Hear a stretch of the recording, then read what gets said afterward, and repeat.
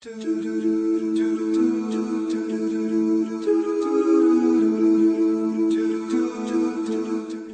alaikum wa rahmatullah ta'ala wa barakatuhu. Welcome to another edition of It Takes Two with myself, Bilal Ali Hugh, and my co-host, Sister Ruby Soa. Assalamu alaikum, Ruby. Assalam, how are you? Alhamdulillah. And this week we are joined by Sheikh Dr. Usama Al-Attar. Assalamu alaikum, Sheikh. Thanks for making the time. Good to see you. It's a pleasure always. Alhamdulillah. So as you know, this is a program where we naturally explore, should I say, the challenges that occur in marriage and try to come up with solutions and more thought-provoking ways of moving forward in the relationships. We have a number of letters to get through, a really intriguing one to start. So if I can just jump in, that would be great. So the first letter reads, Dear ItTakes2, I am 41 and I am going through an early menopause. I secretly have so much hate towards my partner. I can't stand sharing a bed with him. I know I agreed to his terms in regard to marriage, but I always thought he would change his mind. I want children and I can afford to bring them up myself. Is this an option Islamically?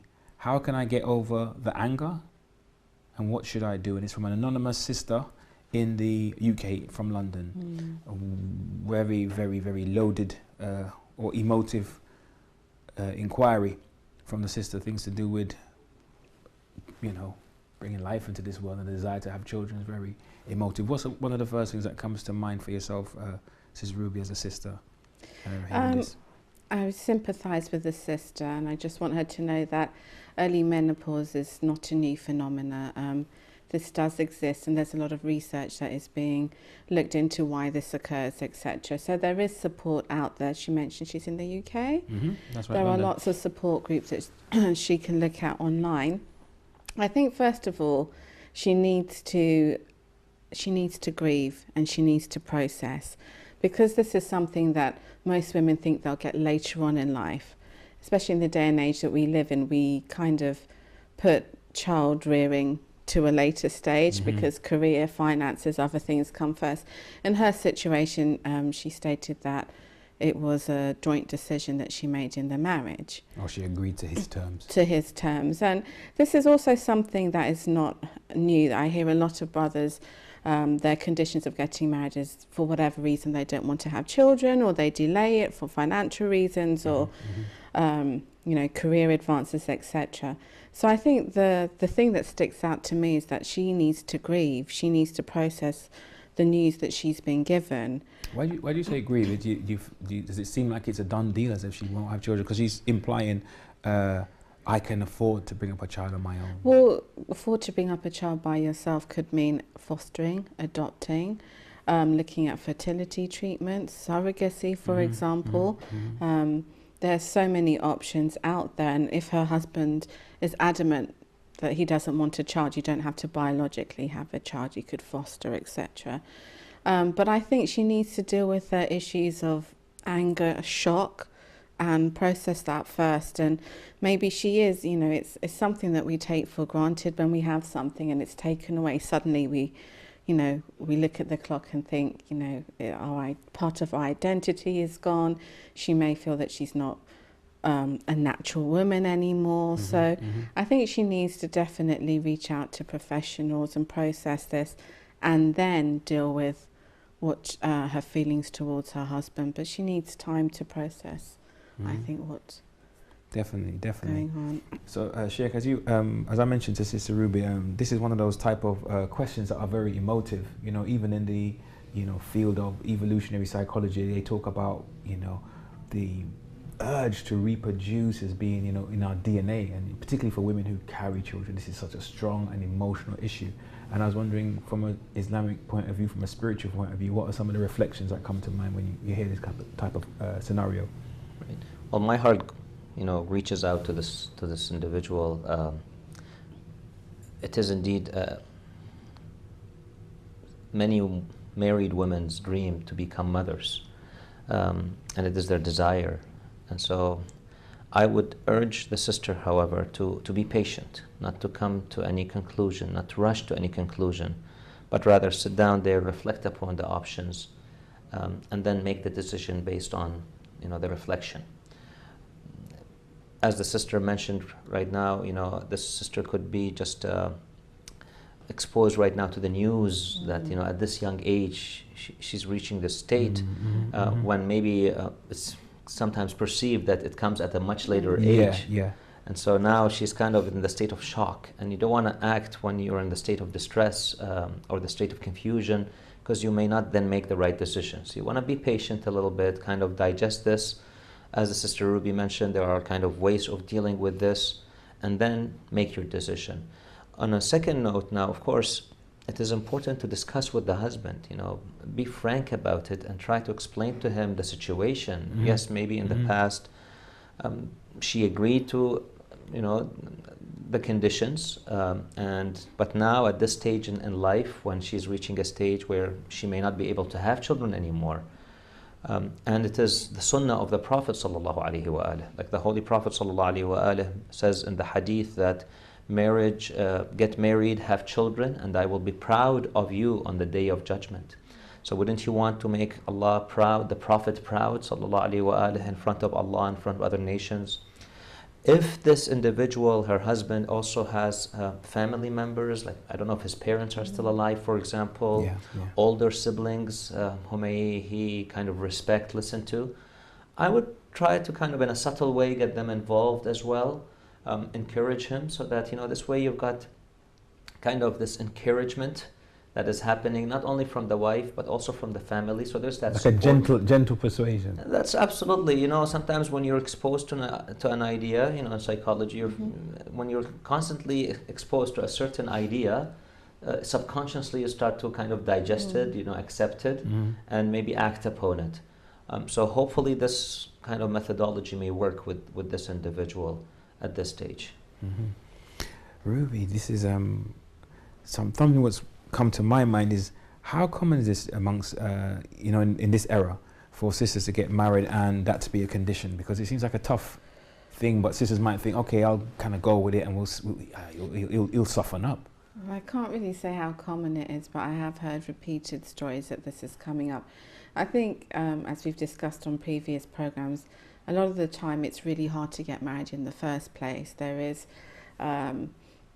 you know, for a girl, time is ticking for whatever reason, and men are taking longer to get married. It's almost like a male's market at the moment. They can have the privilege of getting married in their 30s, whereas if it's a sister's getting married for the first time in the 30s, you know, there's certain issues that occur there. And I think sometimes... You mean stigma? What do you mean? Well, for whatever, it depends what region you live in, or, you know, whatever. What culture? What culture you're in. But a lot of the time, sisters are so almost overjoyed that they're faced with the prospect of getting married. There's so many sisters who don't even get a look in or have a possibility, that they're ready to take on anything at that time, and they think, you know, let's just get married, let's, you know, get settled down and things will change. But in my mind and my heart, I feel that for the brother to be this adamant that he doesn't want children from day one, there has to be a reason behind it, and I think a deep psychological reason. And I'm just thinking, and maybe it's to do with, you know, some kind of fear, some kind of trauma, something that he's gone through in the past. Maybe he's just one of those men who wants to be, you know, the perpetual bachelor and go traveling, forever young. Want to forever young. But I doubt that very seriously, especially if he's a, you know, a Muslim brother who's decided to take on a wife. I think there's something deeper in there. And I would personally ask around, like his family members, what has happened. He may have witnessed something, but to be that adamant without a plausible reason that she's turned into hating her husband now, it just doesn't sit well with me. I feel there's something deeper going on. Maybe he's got a fear that, you know, at this age of hers, the child may be predisposed to having difficulty, some kind of disability, for example. I don't know. But I'd like to think there's an issue there, rather than him just saying, no, you know, I just want to enjoy my bachelor life. Sheikh, how does it work out with the right to have children? Because we know that it's a big right. I mean, some we've heard scenarios before where a wife may have sabotaged contraception to have children, but, you know, it was emphasized that it is her right. how does that level out with going into marriage and saying, flat, I'm not up for children, bosh, done? You know, if apparently in this particular case, he's kind of maybe had a condition with her. Now, if she accepted his condition, so I guess he's made it clear to her from day one. With regards to having children, usually it's the mutual consent of both parents. So it's the right of both parents, wife and husband, to say, you know, I don't want to have children. And it needs to be respected. That's why when I talked about it, I said it's best to come to kind of a persuasive discourse with the husband, such that, you know, he is involved in this kind of upbringing of this child, because ultimately he will be. So you don't want just to do some action here where now she's got the child, and the man says, you know what, this was not based on our I didn't agreement. sign up for this. So that's why it's best to have a consent from both, you know, the wife and the husband on such manner. It's a difficult situation in this case. It's a difficult situation, and I would kind of like to complement what Sister Ruby just mentioned, that it would be good to sit down and figure out why is he so adamant not wanting to have children. Yes, I've seen some, for example, youth, when they first get married, let's say maybe 5 years, 10 years, for career reasons, or they just want to enjoy their marriage for the first few years. But then later on, it's a natural instinct to wanting to have children. It's a desire that, you know, Allah has put in every human being. Why is he really not wanting it? Did he witness something? Did he have an experience? So it's worth looking into and discussing it with him. I was wondering about maybe this is a possibility for some men. It's an issue. There is a fear that, you know, a child coming into the marriage will push him off his perch, so to speak. Change the dynamic. Change the dynamic, and the mother will be absorbed with the child to the point where he may miss out. So, you know, I'm not sure if that's something, if in the exploration that could be, that reassurance could be given, that wouldn't be the case. Or I don't know about that, you know, kind of Freud perspective here, you know, kind of. It's real, it's out there.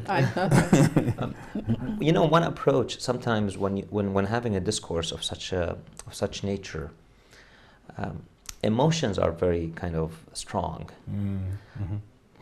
Possibly, since he's a Muslim brother and she's a Muslim sister, maybe when they go to a lecture one day, she can kind of discuss with the speaker who is giving the talk, to kind of, from an emotional perspective, talk about the significance of children, how much the Prophet loved children.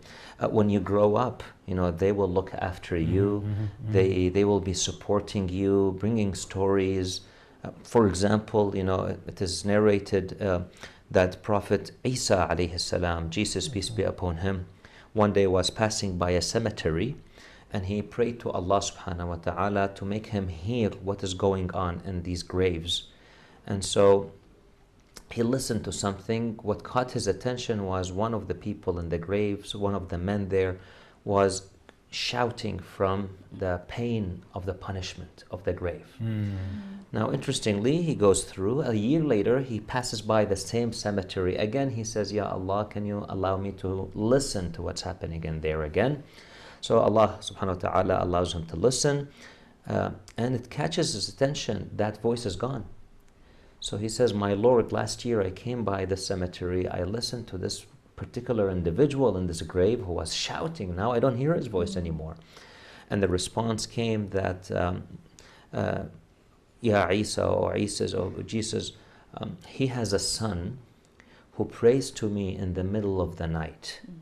And he cries and says, my Lord, forgive my parents for what they have done, for all their sins and all their faults. And his son has been praying so many times every night, where I could not stop accepting his dua anymore. So I answered his prayers and I forgave the father. You know, if this father, for example, were to listen to such a story, that stirs his emotions. Like, you know what well, maybe I could have, a father, a son one day who can actually pray for me and ask Allah to forgive me. I can go to Jannah because of my children if I upbring them. If there's a daughter, I can bring her up to become a good lady, and so on and so forth. Like we hear in the story of Prophet Musa and Khidr alayhi salam. When he joined him in his companionship, then they came to this couple whom Allah replaced their son with a daughter who gave birth to basically her progeny of 70 prophets. So what if I have a daughter who, let's say, she grows up to be such a great lady, and then she gets married and has children, and these children become wonderful people. So maybe from an emotional perspective, try to kind of persuade him in that manner. What I wanted to ask the Sheikh was, just to be a bit provocative, is the Sheikh mentioned that the sister should be patient. Now, often I find that with a lot of scholars, etc., when a sister approaches them with an issue, it's always be patient. But what if if the roles were reversed, if the man wanted to have children and the wife said, no, thank you, for whatever reason, I don't want to? Would we be saying the same thing, as in be patient, or would we be advising him that, it is your right to have children? And what would you say to that, Sheikh? So let's say we reverse the roles. Yeah. Let's say she actually made a condition, just like he made a condition. My apparently. career, no children, whatever. Yes, reason, then he but has no to respect that condition. If he accepts it, if he agrees to it. And that's why in here we're saying be patient, because ultimately she accepted the condition. And he would have accepted her condition. So I would advise him as well to be patient as well, to again, the same advice, try to persuade her, convince her about the beauty of being a mother, how much reward you'll get for being a mother. And try to kind of convince her, again, maybe through relatives, parents, etc., that encourage her about the emotions of being a mother and how beautiful it is, so that hopefully that it can work out. Moving on is something that of course, it is an option in the Quran, the divorce and, God forbid, moving on in a relationship, but it's not an option that we'd like to encourage, but rather it's always the option of patience, respecting each other's privacies, each other's decisions and choices. That's one of the basics of marriage. So that's something we would like to encourage. And if we go back to the traditions of our Holy Prophet sallallahu alaihi wasallam, our Imams alayhimus salam, we don't find them, divorcing spouses. In cases of our Imams alayhimus salam, we've had a couple of Imams who actually were poisoned by their spouses. Yet we still did not find them divorcing them or letting go of them. So they were very patient with them. They tried to kind of work with them, and so on and so forth. So my message would be the same to the brother, and try to be patient and try to kind of use the same methodologies and techniques to hopefully persuade her to become a mother. Alhamdulillah Rabbil Alameen. Thank you for that, Sheikh. If we can just go into our second scenario, which reads, it's another letter from a viewer in the USA. It reads, Dear ItTakes2, my children have been born and bred in the USA. We are very happy here. However, recent political events have made us feel uneasy. My youngest daughter, who wears hijab, has been finding it difficult to adjust to the open racial and Islamophobic comments that we have unfortunately received. Words of wisdom and possible solutions to this dreadful time would be much appreciated. It's from Tahira in the USA.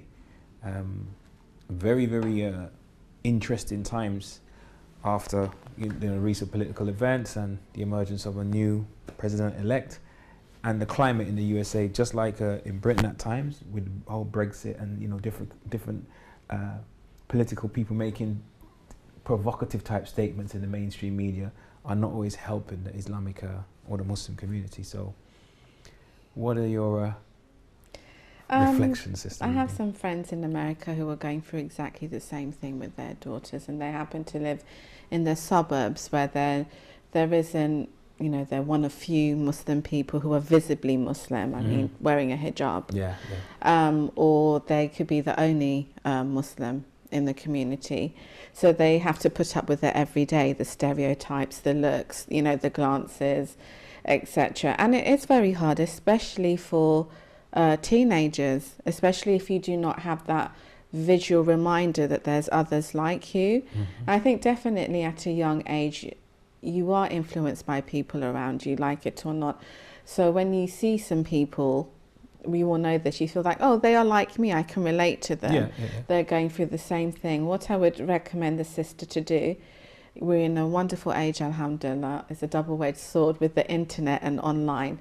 There are so many Muslim groups, forums out there that you can relate to. There's something called Parents Net or Mums Net, that mums can talk to each other, give each other's support and advice. Muslim orientated?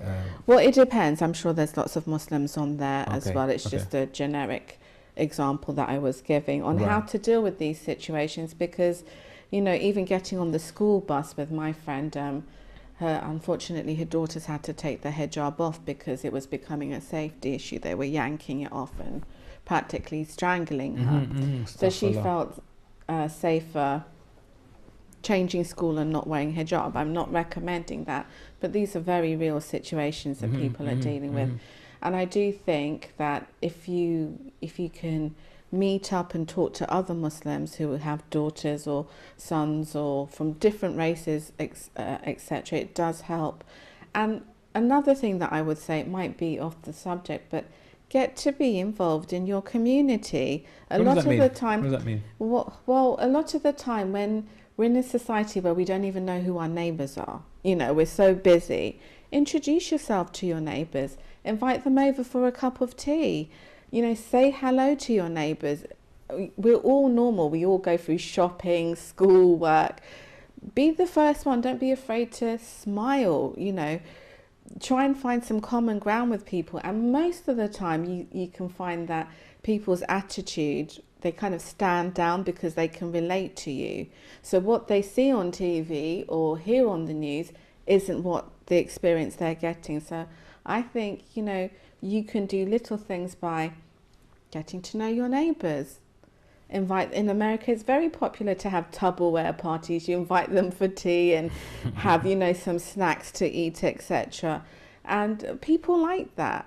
Food, drink, it always brings people together. Invite people and from you'll food. see children play together, etc. A lot of the time we can watch children and take cues from them of, you know, they just want to play. They don't care what colour you are. Boys want to kick a ball, you know, or some girls want to kick a ball. Get involved. Sometimes we really pull ourselves away from people. It sounds like you're saying more about the charm offensive as opposed to being a victim, like trying to get out there and be more involved. I think have confidence. I really feel that if you have a confidence about you and you are comfortable with the way you are and the hijab doesn't mean we're excluded from you. We are part of you, but this is how I identify myself. I think it makes a huge difference. It can do. I'm not saying it's going to solve. Could even be an opportunity for dawah, possibly. It could do, but right now, it could be an opportunity. Sheikh, Islamophobia, new word, but in principle very old. How do we address? Some words of advice for the sister in this difficult situation? Okay, I would summarize in one word: education. And I would, whatever Sister Ruby just mentioned, I can summarize that as education. Education could be at facets here. One facet is educating the community, and that's by being involved in the community. Once people see you, I would not only say, for example, inviting people over, even get involved with, say, with the local food bank, with the local, for example, drives that they do, initiatives that they do, the bottle drives, for example, that sometimes they do, a school at children. So let them see you, actually, you are a participating member of that community, of that society. And people will basically, of course, learn to accept you for who you are. That's one thing. Second thing is educating the children themselves. So like her daughter in this particular case. One way is, of course, to try to build that self-esteem from within. So, you know, make sure that this child is strong about doing what she's doing through educating her. Finding a circle of friends, you know, that Kurt Lewin's theory of dynamics, you know, it's about the people who you surround yourself with, you know. So you got to be surrounded by the group of people whom kind of are going along similar experiences that you are, so you feel that you're not the only one that facing all this. And so that's where how we can try to kind of educate. I would even go further and say, if she is living in a suburb, even participate, like for example, there's no harm at Christmas time to distribute cards, even from the religious point of view, to actually give cards out to your neighbors, congratulating them on these events. At the time of Eid, invite them over and tell them, explain to them what is Eid and so on and so forth. So that way you're kind of involved with them on a regular basis. My last resort, I guess, in this particular case, because it's hijab is a mandatory, it's mandated by the religion. If we take a look at the Prophet ﷺ, when he was in Mecca, when they came to the point where they realized that they cannot live in this city anymore, practicing their religion, freely, they had to migrate. So that would be an option. Now I understand it's a difficult option, especially if you've lived in an area, this is where your job is, but it's something to consider about. If you're living in an area where you tried all these things and still there's resistance, the political climate has changed, that maybe it has an impact now on your community.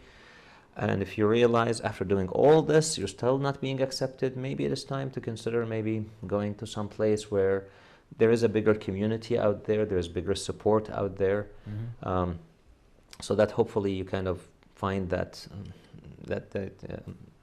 need of individuals who can help you. I think I'll take it one step further, but it depends on the child. That I would use it as an opportunity, as you said, educate. There's such a push in schools for tolerance and understanding everyone under the sun and their feelings and how they dress, etc. She could use this opportunity to be inclusive of everyone, live the American dream, and talk about her experience of how lonely it is for her and how difficult it is for her. So I would encourage her to push her daughter, and instead of, as we said, see herself as a victim, but someone who could change things. Inshallah. That's just me. It has been amazing today, and I'm just amazed how quickly the time has gone. It's been such a pleasure to have you, Sheikh Usama. Thank you. We hope to see you again in the future. Inshallah. And Sister Ruby, as always, Thank you. dynamic as always. Inshallah, thank you. And thank you for staying with us for the duration of It Takes Two, and I hope to see you next time. Assalamu alaikum wa rahmatullahi ta'ala wa barakatuhu.